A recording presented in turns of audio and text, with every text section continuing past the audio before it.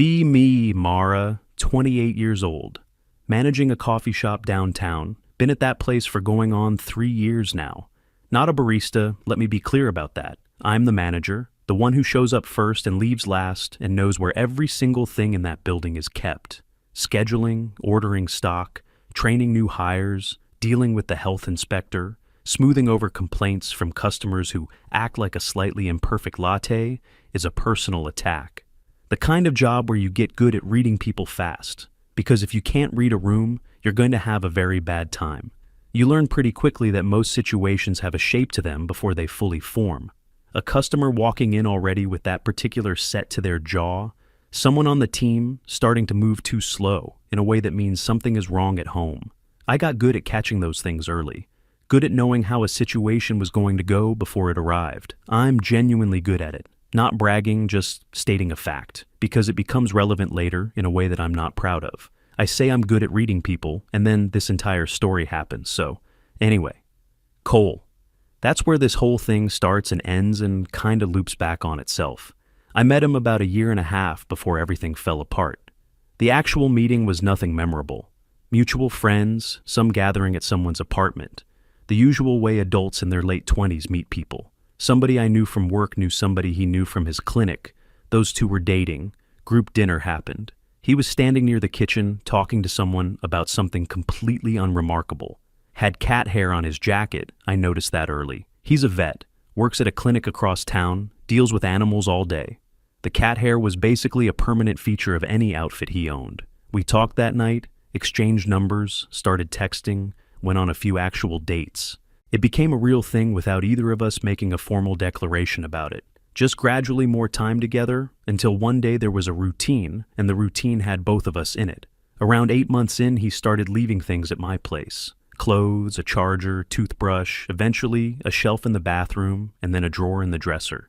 He kept his apartment technically, but was at mine most nights. And his cat came with the territory. Big orange cat, Cole had him for years, completely devoted to the thing. Talked to it like it was a person. Gave it elaborate explanations for why he had to go to work. Apologized to it when he got home late. Would hold whole one-sided conversations with it about his day. Which I thought was endearing at the time, and said something about who he was. The kind of person who thinks even a cat deserves an explanation. For a long stretch, things were genuinely good between us. He cooked. Not anything impressive. Just regular food that was edible and warm and ready when I got home from a late shift. Was present in conversations, actually listened, remembered things I had mentioned days or weeks earlier, and would bring them up naturally. Came and picked me up a few times when I was too tired to drive after closing. Sat with me once for a long time when I was in a bad place about something that happened at work. Didn't offer solutions or try to fix anything, just sat there. Didn't make a big deal of any of it, didn't expect acknowledgement. There was this baseline steadiness to him that I had never quite experienced with someone before. He was just there in the way that reliable things are there. You don't think about them until they're not. And I'm getting ahead of myself again, but that sentence is basically the whole story. The cat's name was something I've genuinely forgotten. I want to say it was a weird name, something that didn't match how big and orange and calm the cat was. Cole had named him years before we met, back when the cat was apparently still small. The name no longer fit, but Cole refused to change it on principle. Said the cat had learned his name, and it would be confusing.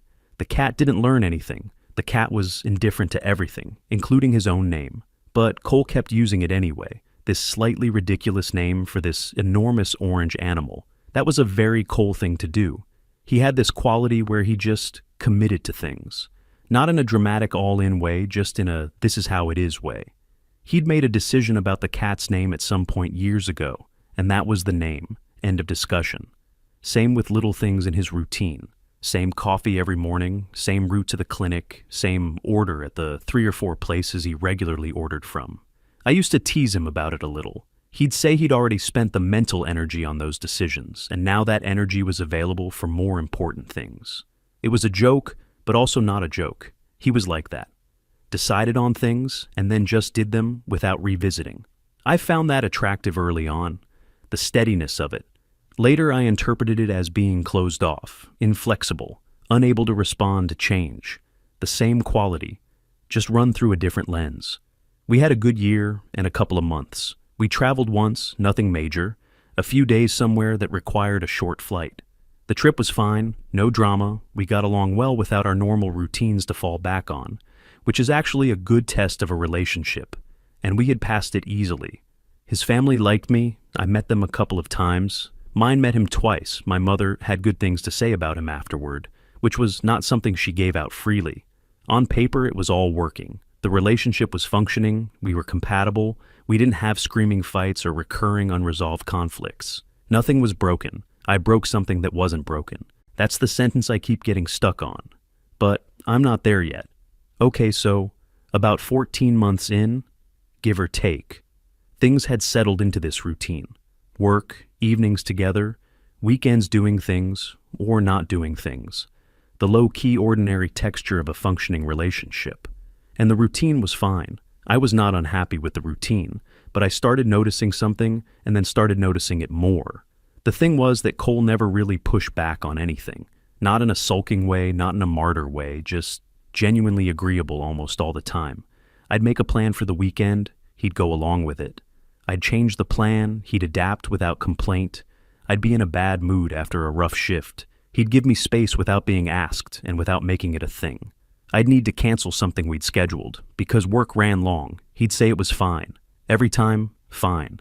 And at some point, that started reading differently to me. Not as easygoing, but as checked out. Not as supportive, but as someone who had stopped caring enough to have preferences. If you never have an opinion about where to eat, do you actually want to be at dinner? If you never express frustration when plans change for the fourth time, are you actually present in the relationship? Or are you just occupying space because it's convenient? I started having this thought more and more. Didn't say it to Cole, just held it. And then I said it to my friends. They had thoughts, as they always did, said he was too comfortable, that men plateau when they feel secure, that they stop putting in effort once they know you're not going anywhere. One of them said something I kept thinking about for a while after, that men who never express needs aren't actually easygoing, they're just emotionally disengaged. That the agreeableness is a kind of passivity that gets mistaken for harmony, but is actually just absence. That it puts all the actual emotional maintenance of the relationship on the woman by default. That I was probably doing a lot more invisible work than I was aware of. Another one brought up something she'd read about how men like this outsource their emotional regulation. That they use their partner as an emotional anchor without contributing to the anchor themselves. That being reliably present isn't the same as being emotionally invested. That you can show up physically for years and be completely checked out internally. The conversation was long.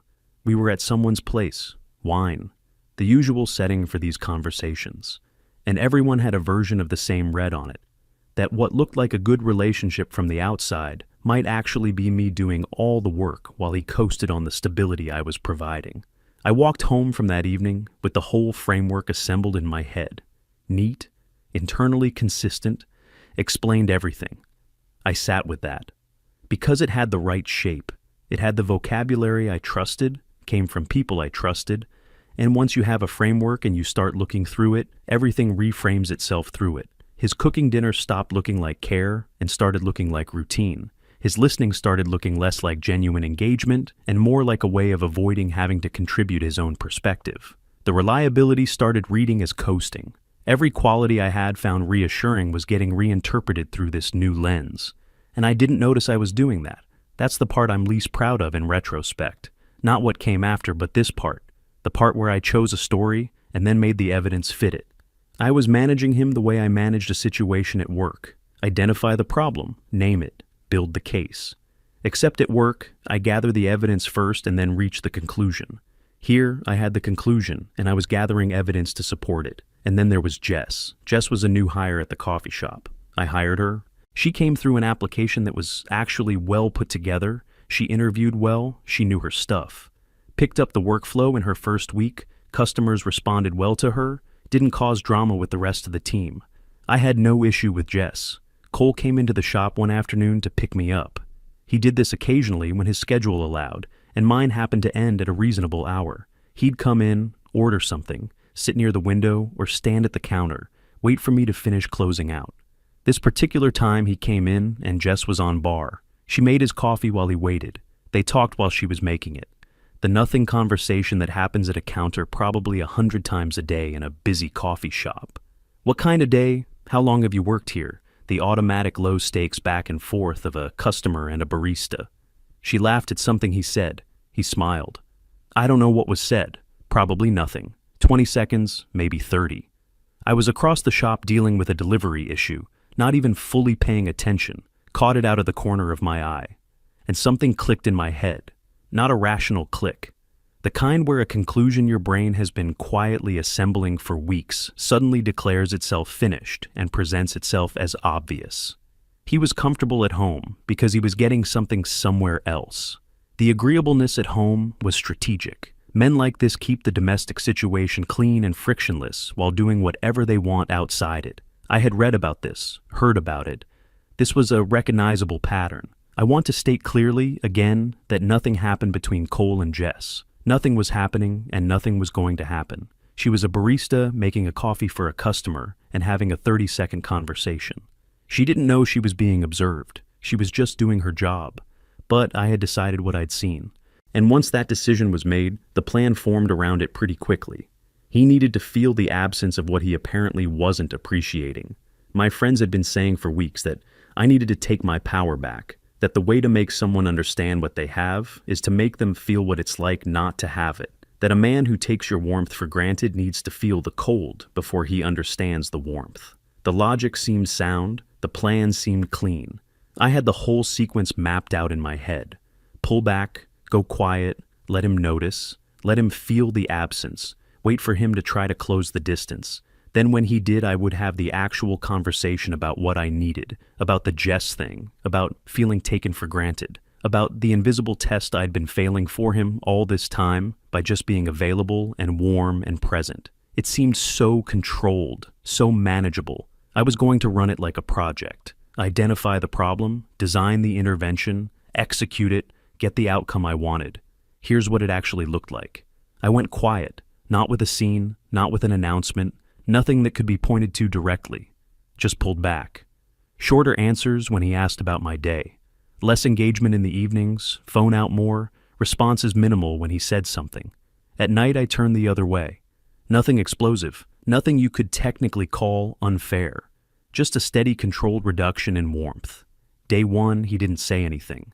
Day 2, he asked if everything was okay when I was getting ready in the morning. I said, yeah, just tired, work stuff. Day 3, he asked if I seemed off to him, or if he was imagining it. I said I was just in my head, stressed about something at work, nothing to do with him.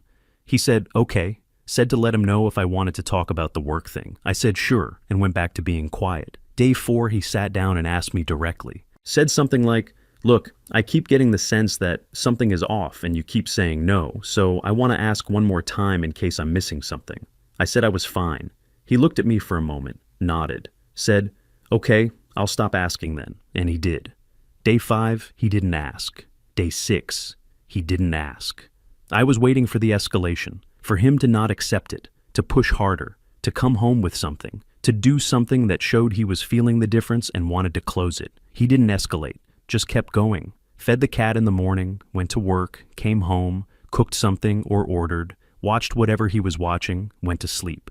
The same rhythm as always, completely normal, and that was genuinely infuriating in a way I hadn't anticipated, because the whole architecture of the plan was built on him being visibly affected. The assumption was that my warmth was something he relied on and would notice the absence of, and he was just fine, or appeared to be.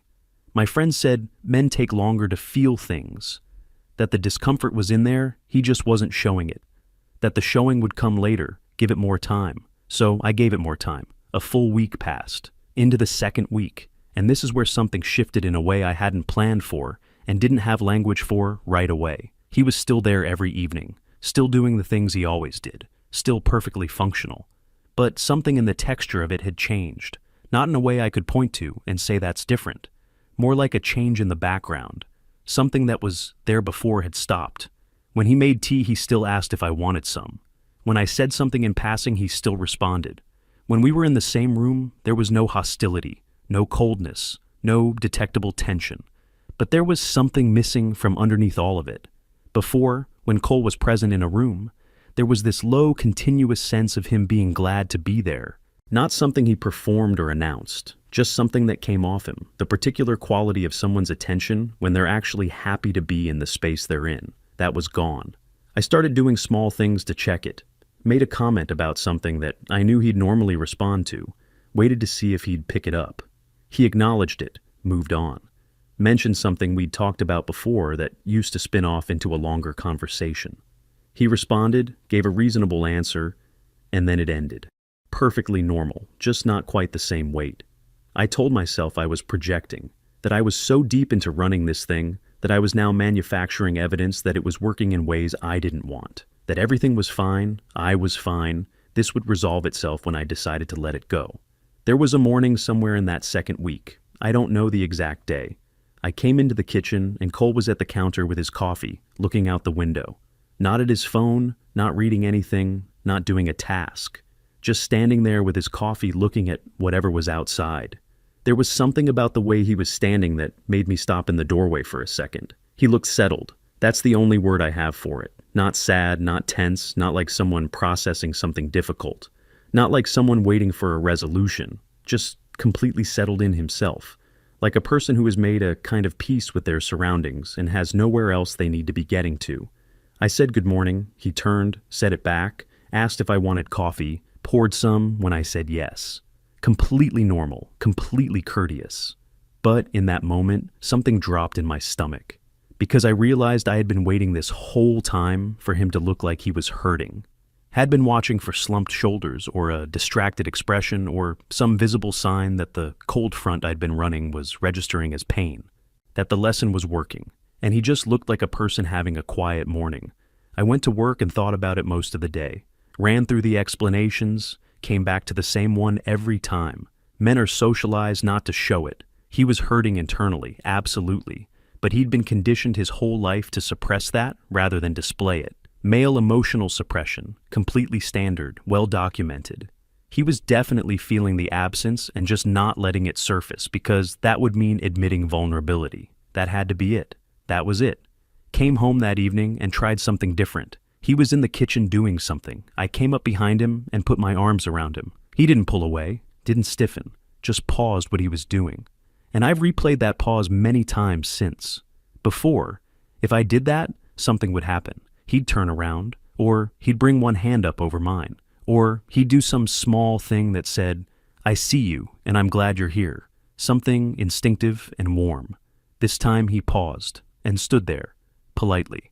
The way a person stands when they're receiving a gesture and processing whether they know how to receive it. Not cold, not hostile, just not there in the way he used to be. I stood there for a few seconds and then let go and stepped back. He went back to what he was doing. I went to the living room, sat down, and understood that something had actually changed. Not temporarily, not something that was going to correct itself when I decided to end the silent treatment and warm back up again. Something had moved in a direction I hadn't accounted for in any version of the plan. The next few days I tried to come back to normal from my end. More present in the evenings, more engaged when he said things. Asked about a case he'd mentioned from work, a dog they'd been treating for something complicated. He talked about it, I actually listened, asked things back. He asked about something at the shop. We had an actual conversation, reasonable, connected. But underneath it something was still different. Like the words and the structure of normal were there, but the roots had shifted. I talked to my friends again, described what was happening. They said he was running a counter strategy, that he'd identified the dynamic and had decided that instead of chasing, he would mirror it back and make me feel anxious enough to start chasing him. That the calm was calculated. That staying serene while the other person feels unstable is a classic manipulation move. That this was actually concerning. That the composure was a performance designed to make me feel like the erratic one. Emotionally unavailable, using calm as leverage, punishing me through withdrawal. I held on to that framing because it was comfortable. It explained what was happening without requiring me to look at what I had done first. He was the one being strategic. He was the one using emotional distance as a tool. I came home ready to name it, sat down with him and said I felt he had been distant lately. That something in the way he'd been present over the past week was cold and checked out. He asked what specifically he had done. I said just the overall way he was engaging, or not engaging, with the relationship. He was quiet for a moment, then said that for about 2 weeks before this I had been short, quiet, not really present, and every time he asked if something was wrong, I told him nothing was wrong. Said he'd stopped asking at some point because I kept telling him there was nothing to address, that he wasn't trying to punish me, that he had just stopped trying to pull something from me, that I kept indicating I wasn't offering. I told him that wasn't the same thing, that a real partner reads beneath the surface answer. He said he wasn't going to keep pushing past what I explicitly told him, because overriding my stated no felt wrong to him, regardless of what he might suspect underneath it. I told him that was a convenient framing. He said he genuinely didn't know how else to frame it. The conversation went in circles. I kept feeling like he was using level language to avoid accountability. He kept returning to the sequence of events. What happened first? What followed? At some point I said something about how this is a recognizable pattern, men disengaging and then positioning the woman's reaction as the problem. That the timeline always got reframed to center whatever the man did as a response to what the woman did first. He didn't raise his voice, didn't get agitated, said, "I hear you," which landed wrong, not because of what it said, but because of what it felt like a technique, like a way of appearing to receive something, while actually just waiting for it to finish. I said I didn't feel like he was actually engaging with what I was saying. He said he was. I said his behavior over the last week showed otherwise. He said his behavior over the last week was a direct response to mine over the 2 weeks before that. We stopped, went to bed. Said nothing more that night. In the morning, he was gone before I got up. I went to work. Came home. And then the held breath phase. Both of us there, both functional, both civil.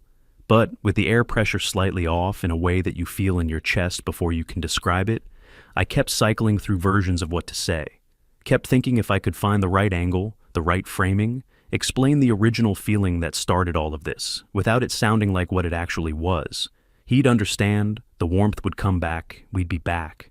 But every time I tried to open something up, it landed flat.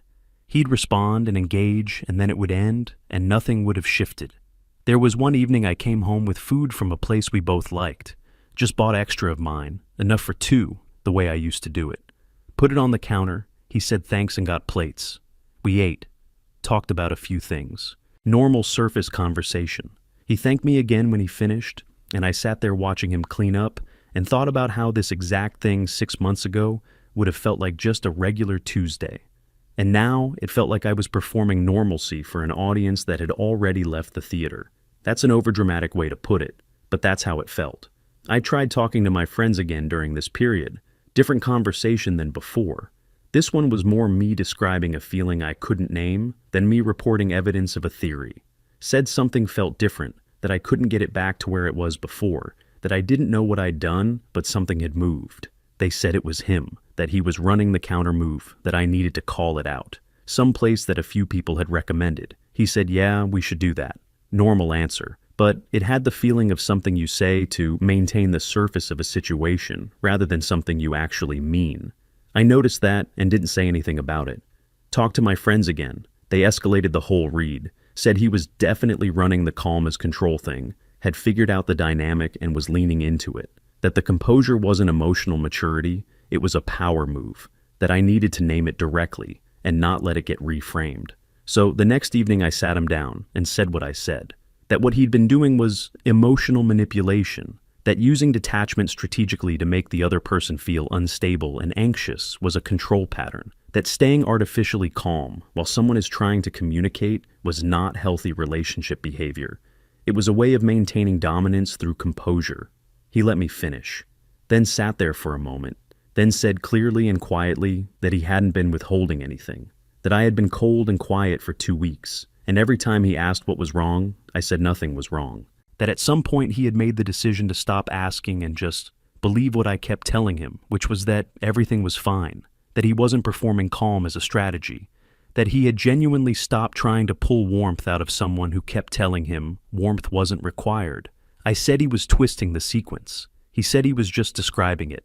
I told him that this, right here, the way he made everything sound so reasonable, was exactly what I was talking about. That this kind of deflection disguised as rationality was avoidance. He said he genuinely didn't know what to say. that he had tried to communicate, been told repeatedly there was nothing to communicate about, adjusted to that, and now the adjustment was being framed as an assault, that he had no idea what the right response would have been. I said something about men defaulting to this, detachment dressed up as reasonableness, framing their own avoidance as the other person's fault. He was quiet, then said something like, he wasn't sure where to go from here. We didn't say more that night. He slept on the couch or went back to his place, I'm not sure which. I was already in bed when I heard whatever happened. In the morning, he was gone. I went to work. He went to work. Came home that evening, and something was different about him again. Not agitation, not sadness. More like the look of someone who has made a decision they've been sitting with for a while and has stopped sitting with it. He sat down and said he wanted to talk. Said it plainly. I said, okay. Said he'd been doing a lot of thinking and he didn't think things were working. Said it wasn't just the argument, that was just the most recent surface. Said something about a feeling he'd had for a long time, that there was an invisible test running somewhere in the background. A set of rules he didn't know, but kept failing. That he'd put a lot of energy into trying to figure out the right answer and kept missing it. Said he wasn't blaming me, just being honest about what the experience had felt like from his side. I asked if he was breaking up with me. He said he thought it was the right call. I didn't say anything right away. Then said it felt sudden, that we could work through it, that what had happened over the past few weeks wasn't a reason to end the whole thing. He said it didn't feel sudden to him, and that's the sentence I kept returning to in the weeks after. It didn't feel sudden to him, which meant he'd been sitting with this conclusion for a while. Meaning, while I was running the lesson, while I was watching for evidence, while I was explaining his behavior to my friends and building the case about manipulation and control, he was quietly reaching the end of something in himself, not out of spite, not as a counter move, just reaching a conclusion. I told him I didn't think it was fair to walk away without actually trying. He said he had tried to communicate several times over the past weeks, and had been told each time there was nothing to communicate about, that he'd done what he could with what he was given, and he didn't see a path from here. No raised voice, no cruelty, no dramatic final statement. Just a quiet, clear accounting of how things had gone and where he'd ended up. I didn't have anything useful to say to that. Everything I wanted to say felt like arguing with a calculation, using only feeling, and I could see it wasn't going to change what had already been decided. He didn't leave that night, but the decision was in the room, and there was no version of the evening that was going to undo it. The next few days he collected his things, not all at once, not dramatically, a bag here, a few items there, the kind of methodical, unhurried leaving that is somehow worse than the dramatic kind. Drama implies things still matter enough to be performed. This was just logistics. The last thing he took was the cat. I was in the apartment when he came for it. I watched from somewhere while he got the carrier out and put the cat in it. The cat went in like he always did. No protest, settled himself, looked at Cole. Cole talked to him quietly while he latched the carrier. Apologized for the car ride probably. Gave him an explanation of where they were going. That was a very Cole thing to do. He took the carrier out to his car. Came back in briefly to check if he'd missed anything. I said no. He said, okay. That was the last time we were in the same room. A few days later, he texted asking if there was anything left. I found the jacket and the book. He arranged to pick them up when I was at work. My roommate let him in. He came, he got the things, he left. Didn't need to see me.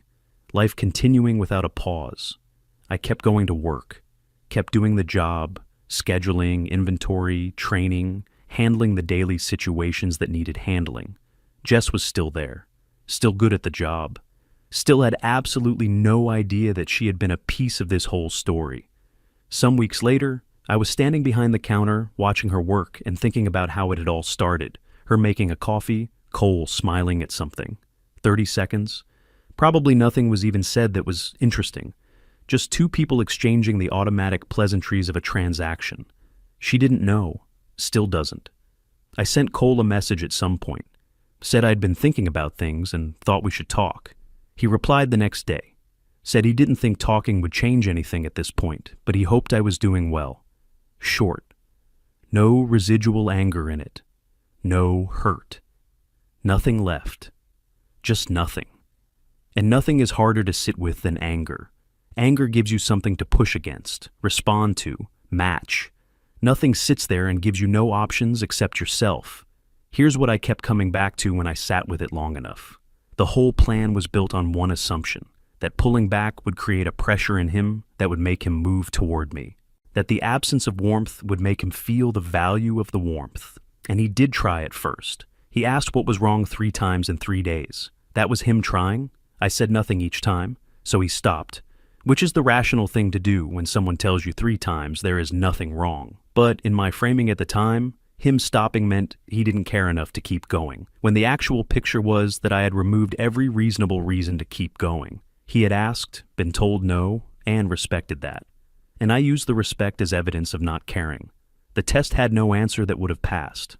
If he kept pushing past my no, I would have said he was ignoring my stated answers.